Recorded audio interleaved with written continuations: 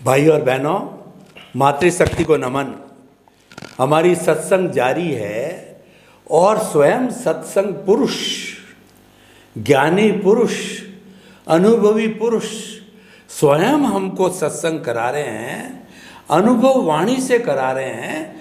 तो जो सत्संग हमको प्राप्त हो रही है, ये हमारा ये जन्म भी अच्छा बनाएगी, यानी व्यवहार जगत, और हमारा भविष्य का जो जगत है, यानी हमारा जो शाश्वत सुख का जगत है, उसको भी अच्छा बनाएगा। तो आप सभी की तरफ से स्वामी जी आपका बहुत बहुत धन्यवाद, साधुवाद, कृतज्ञता और जय सच्चिदानंद। जय सच्चिदानंद। स्वामी जी, ये एपिसोड थोड़ा हम व्यवहार जगत को समर्पित करते हैं, क्योंकि हम दो पार्टों के बीच में जीते हैं, व्यवहार और निश्चय। व्यवहार शुद्धि बिना निश्चय शुद्धि नहीं है। पहले तो भुगतान हिसाब को पूरा करना पड़ेगा, तभी हम साहूकार बनेंगे, तभी हम मुक्त होंगे। तो व्यवहार जगत को हम देखते हैं तो प्राय क्या होता है कि हमारे बीच के अंदर माता पिता, पति पत्नी, बच्चे, बाल बच्चे, ये सारा पूरा का पूरा होता है। और प्राय जो है हम इस व्यवहार जगत के अंदर जो है वो कर्ता पद से कहिए और ब्लेम और क्लेम के हिसाब से कहिए, और अपने आप को मन वचन काया को अपने आप मान लें, ये बातें, ये जो हमारा उदय है उसके फोर्स के हिसाब से कर बैठते हैं। लेकिन इसमें हम मध्यस्थ रहें, समभाव में रहें। यानी कि मैं जो क्या कहना चाहता हूँ कि निमित्त, निर्दोष, अकर्ता और शुद्ध आत्मा, ये हमारी जो दृष्टि हमको प्राप्त हो जाए, विजन में फिट हो जावे। तो इसमें कुछ सूत्र दीजिए हमको, इसके अंदर कुछ हमको ऐसी बातें बताइए ताकि हमारा विजन बहुत क्लियर हो जाए। सबसे बड़ी बात, अध्यात्म विज्ञान में कहो या मुक्ति के मार्ग में आगे बढ़ने की कला कहो, हमारे सबके लिए बहुत बड़ी बात है कि व्यवहार के बेस के ऊपर ही निश्चय खड़ा है, और बिना व्यवहार संभाव से निपटारा किए बिना मुक्ति के मार्ग में आगे बढ़ना संभव नहीं है। अभी हमको ये समझना पड़ेगा कि व्यवहार जो है, इसका संभाव से निपटारा करना वो क्या है, और हम कर सकते हैं, नहीं कर सकते हैं, और कर सकते हैं तो कैसा, किस प्रकार की प्रक्रिया से कर सकते हैं, नहीं होता है तो क्यों नहीं होता है। तो सबसे पहली बात यह है, व्यवहार शुद्धि। शुद्ध शब्द जो होता है वो दृष्टि को लागू होता है, क्रिया को लागू नहीं होता है। क्रिया में शुभ अशुभ होता है, शुद्ध शब्द नहीं होता है। और जब व्यवहार शुद्धि की बात करो, मतलब आपके व्यवहार जो है वो नील करना है। क्या करना है? नील करना। जो भी है, अच्छा या बुरा संजोग निकल रहा है व्यवहार में, उसको नील करना है, शून्य करना, शून्य करना है, तभी उसको शुद्धि कहेंगे। अगर पाप से फिर नया पाप बनेगा या पुण्य बनेगा, या पुण्य से फिर नया पुण्य बनेगा, तो वो शुद्धि नहीं है, शुभ मार्ग है, शुभ अशुभ मार्ग। तो शुद्धि का कॉन्सेप्ट क्या है? बंध का कॉन्सेप्ट ये है कि हम मन वचन काया को सुधारने के लिए, बदलने के लिए, परिवर्तन करने के लिए जो पुरुषार्थ करते हैं, वो जो मार्ग है, वो मार्ग संसार को चलाने का मार्ग है, संसार से मुक्ति पाने का मार्ग नहीं है, पुण्य पाप से। क्योंकि प्रकृति को अच्छी बनाना, जैसे हमारी प्रकृति के अंदर असत्य नहीं होना चाहिए, सत्य होना चाहिए, अहिंसा होनी चाहिए, अपरिग्रह होना चाहिए, चोरी नहीं करना चाहिए, और ब्रह्मचर्य का पालन, पंच महाव्रत, रात्रि भोजन नहीं करना। तो ये सब बातें हैं, ये तो प्रकृति से जुड़ी हुई है। सत्य बोलना वो तो स्पीक आ गई, चोरी नहीं करना वो एक्शन आ गई, हिंसा करना वो एक्शन आ गई, फिर परिग्रह, उसमें भी स्थूल आ गया, ब्रह्मचर्य, उसमें भी स्थूल आ, शरीर के रिलेटेड बात है ना सब। तो पंच महाव्रत से शुद्धि नहीं होती है, शुभ होता है। क्या होता है? पुण्य। शुद्ध अलग चीज है और शुभ अलग चीज है। शुभ वो प्राप्ति है, शुद्ध वो जीरो करना है। क्या कर रहा है? जीरो। जो भी अवस्था लेकर आए फिर क्या ले जाएंगे साथ में? जीरो। क्यों? क्योंकि हम इस अवस्था को संवर पूर्वक निर्जरा किया, बंध नहीं हुआ। तो क्यों ऐसा है? अब कैसे आप इसको शुद्धि की ओर ले जा सकते हैं? तो कि शुद्धि की ओर ले जाने का मतलब होता है कोई भी मन वचन काया की अवस्था अगर हम कुदरती रचना के रूप में देखते हैं, व्यवस्थित शक्ति के रूप में देखते हैं, तो नया बंध नहीं होता है। तो शुद्धि का मतलब क्या है? Not to create the any पाप एंड पुण्य, वो शुद्धि है। और पाप पुण्य को क्रिएट करना वो शुभ अशुभ मार्ग है। दोनों सब्जेक्ट क्या है? अलग है। अगर आप शुद्धि की बात करते हैं तो आज जो आपका मन वचन काया से जो हो रहा है पाप और पुण्य के फल स्वरूप, ये आपकी लोन है, क्रेडिट एंड डेबिट। क्रेडिट है तो यूज करो, डेबिट है तो पेमेंट करो, मगर दोनों आपका अकाउंट्स है। क्या है? हिसाब है। हाँ, और हिसाब है, उसी के मुताबिक संजोग आते रहेंगे। तो इसमें शुद्धि की बात क्या है?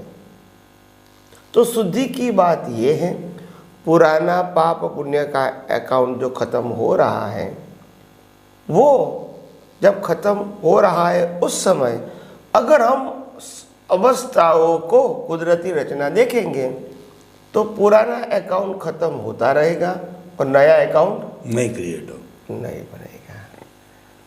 ये शुद्धि का मार्ग है, व्यवहार शुद्धि इसको कहते हैं। क्या बताया? व्यवहार शुद्धि। व्यवहार शुद्धि का मतलब व्यवहार को शुद्ध नहीं करना, ऐसी दृष्टि होना चाहिए कि नया व्यवहार ही उदय कर्म के रूप में खड़ा नहीं हुआ, वो व्यवहार शुद्ध हो गया। अगर शुभ अशुभ रहेगा तो फिर रिजल्ट, तो फिर कॉज बनेगा, शुद्ध में नहीं बनेगा। संवरपूर्वक निर्जरा शुद्धि है। यस, बंध पूर्वक निर्जरा शुभ अशुभ है। उसमें शुभ भी आता है, अशुभ भी आता है बंध में। तो वो जो ज्ञानी पुरुष बताते हैं कि व्यवहार के निश्चय के ऊपर, व्यवहार के ऊपर निश्चय खड़ा है, उसका मतलब है आत्मा की अनुभूति के लिए व्यवहार के उदय कर्म को अगर संवर पूर्वक निजरा होगी तो ही शुद्धि होगी, नहीं तो पॉसिबल नहीं है। तो उसमें क्रिया की जरूरत नहीं है, सम्यक ज्ञान सम्यक दर्शन के उपयोग की जरूरत है। बहुत इंपॉर्टेंट है। अगर उससे हम नीचे चले जाएं और धार्मिक सत्य की बात करें तो हमको पाप पुण्य की बात तो होगी ही, मगर धर्म हमको पुण्य की ओर ले जाएगा। और अगर पाप करेंगे तो फिर प्रायश्चित के लिए हमारे पास ऑप्शन खुला रहेगा। मगर ये पाप पुण्य की बात के पैरेलल अगर हमको विज्ञान समझने का मौका मिलता है, ये दुनिया के सनातन सत्य को समझने का मौका मिलता है, तो हमारे लिए ये प्लस पॉइंट है। तो धर्म को पुरुषार्थ के रूप में फॉलो भले करो, मगर सनातन सत्य को समझने की पैरेलल कोशिश भी करो। ये दोनों करोगे तो ये भी लाभ होगा, ये भी लाभ होगा। सिर्फ अकेले रिलेटिव सत्य को ही सनातन सत्य मान के पाप पुण्य करते रहोगे, इससे आपके डेवलपमेंट या प्रगति से कोई मतलब नहीं है। अगर बहुत पुण्य किया है, देवलोक में गए, खत्म करके वापस आए, आपने क्या पाया? शुभ अशुभ है, वो बंधपूर्वक निर्जरा है। अब फिर देवलोक में भी क्यों नहीं गए? वो भी बंद है, वो बेनिफिट नहीं है। तो इम्पोर्टेंट बात ये है अज्ञान को मिटाना। क्या बताया? अज्ञान को। और अज्ञान क्या है? मिथ्या ज्ञान, मिथ्या दर्शन और मोहनीय कर्म। ये तीन प्रकार के अज्ञान हमारी सत्ता में पड़े हुए हैं, जो समय समय पे खुलता है। उस समय हमको सनातन सत्य की हेल्प करके रिलेटिव सत्य के अज्ञान को इरेज करना है। That is the way to go ahead, that is the way to go. आपका विज़न ब्रॉड बना सकते हैं, आपका विज़न साइंटिफिक बना सकते हैं, आपका विज़न सनातन सत्य के ऊपर आधारित बना सकते हैं। आप समझे ना? तो ये बहुत ज़रूरी है। इसीलिए कहा कि पुरुषार्थ शब्द जो लागू होता है आध्यात्म मार्ग में, ज्ञानी अज्ञानी विज्ञानी तीनों का पुरुषार्थ है ज्ञान और दर्शन। अगर अज्ञानी कहता है मैं क्रिया को पुरुषार्थ मानता हूँ, तो भी कुदरत कहती है आपका पुरुषार्थ भी ज्ञान दर्शन ही है, मगर वो मिथ्या ज्ञान मिथ्या दर्शन मोहनीय कर्म का उपयोग है, वो पुरुषार्थ है, क्रिया नहीं। और ज्ञानी सम्यक ज्ञान सम्यक दर्शन का उपयोग करते हैं और विज्ञानी सनातन सत्य का उपयोग करते हैं। तो तीनों अपनी जगह पे सही है। क्या बताया? सही है। मगर मुक्ति के मार्ग की अगर बात करनी है तो खास ध्यान में रखना है, रिलेटिव सत्य और सनातन सत्य को अलग करना पड़ेगा। और रिलेटिव सत्य को परिवर्तन नहीं करना है, बंद नहीं करना है, बदलना नहीं है। रिलेटिव सत्य को कुदरती रचना देखना, वो ही आध्यात्म विज्ञान का पुरुषार्थ है। रिलेटिव सत्य को बदलना, सुधारना, परिवर्तन करना, ये आध्यात्म विज्ञान का विषय नहीं है। तो ये बात हमको समझ में आनी चाहिए ताकि हमारी गाड़ी राइट ट्रैक पे आगे जाए। अनादिकाल से बहुत मेहनत किया है मगर हमको रिजल्ट नहीं मिलता है, क्योंकि दृष्टि में ही खामी है, क्रिया में खामी नहीं। इसलिए अज्ञान की जो पुरुषार्थ करता है वो अज्ञान यानी ज्ञान दर्शन दृष्टि में ही है, और विज्ञानी पुरुषार्थ करता है वो ज्ञान दर्शन भी दृष्टि में ही है। लगता है कि क्रिया से पुरुषार्थ, जैसे मैं आरती करता हूँ इसीलिए मेरे को पुण्य बनता है, गलत बात है। मैं आरती करता हूँ उसमें मैं कर्ता रूपी अज्ञान से कर्म बनता है, आरती की क्रिया से नहीं बनता है। आप समझ में आएगा दोनों अलग? ज्ञान दर्शन दोनों। मैंने दान दिया इसीलिए पुण्य बना, तो कुदरत कहते हैं दान देने की क्रिया शरीर करता है, पैसा भी मेरा, लेने वाला भी मेरा, देने वाला भी मेरा, तुमको पुण्य कैसे बनेगा? मगर तुमने अज्ञान से कहा मैंने किया, इससे पुण्य बनता है। तो अज्ञान से बनता है, ये दृष्टि है, ये क्रिया नहीं है। और क्रिया के संजोग तो कुदरत कहती मैंने दिया, बराबर। मगर क्रिया के पीछे अज्ञान है तो नया कर्म बनता है, क्रिया से नहीं होता। तो अज्ञानी भी जो कर्म करते हैं वो दृष्टि से ही करते हैं, भले समझते नहीं है। अज्ञान से कर्म का मतलब भी तो दृष्टि, और ज्ञान से कर्म वो भी दृष्टि, और विज्ञान से कर्म वो भी कर्म दृष्टि से ही बनता है। मगर अज्ञानी लोग क्रिया से जोड़ देते हैं पुरुषार्थ को, मगर क्रिया में पुरुषार्थ नहीं होता है। यस, आगे बोलिए। स्वामी जी आपका बहुत बहुत धन्यवाद। आपने जो ये इतना स्पष्टीकरण किया और इससे जो मैं समझ पाया कि जो संवरपूर्वक निर्जरा है वो हमारा अध्यात्म विज्ञान है, वह मुक्ति का मार्ग है और वो शुद्धि का मार्ग है। और जो बंधपूर्वक निर्जरा है वो पुण्य पाप से जुड़ा हुआ है और वो हमारे संसार भ्रमण का कारण है। तो दोनों को अलग अलग रखना ये भी एक अध्यात्म विज्ञान का अपना जो है वो कहना चाहिए कि पूरी समझ है। yes. स्वामी जी अब हम थोड़ी सी इसी संबंध के अंदर बात करते हैं कि ये ज्ञान अज्ञान और विज्ञान तीन शब्द आए, तो किस तरीके से ज्ञान, तो देखिए कि मैं बोल रहा हूँ ज्ञानपूर्वक बहुत चलता हूँ ज्ञानपूर्वक चलना पड़ेगा। गृहिणी खाना बनाती ज्ञानपूर्वक, मतलब ज्ञान तो कॉमन है। ज्ञान के बिना तो कोई कार्य हो ही नहीं सकता, न तो विजन का हो सकता है, न कोई हमारा व्यवहार जगत का हो सकता है। तो इस दृष्टि से ज्ञान तो कॉमन नजर आ रहा है, पर वो ज्ञान कब अज्ञान बनता है और वो ज्ञान कब विज्ञान बनता है, इसको थोड़ा सा मैं अच्छी तरह से समझना है। तो कृपया वो अज्ञान, ज्ञान और विज्ञान इन तीनों पर थोड़ा सा खुलासा कीजिए। यस। देखो, अज्ञान, ज्ञान और विज्ञान, ये तीनों की परिभाषा अलग है। नॉर्मली तो हम तीनों को एक दूसरे के साथ संजोगों के आदि जोड़ देते हैं, मगर सिद्धांत में तीनों का मीनिंग अलग है। ज्ञान, अज्ञान और विज्ञान। अज्ञान किसको कहेंगे, ज्ञान किसको कहेंगे, पहले बताऊंगा, फिर विज्ञान किसको कहेंगे बताऊंगा।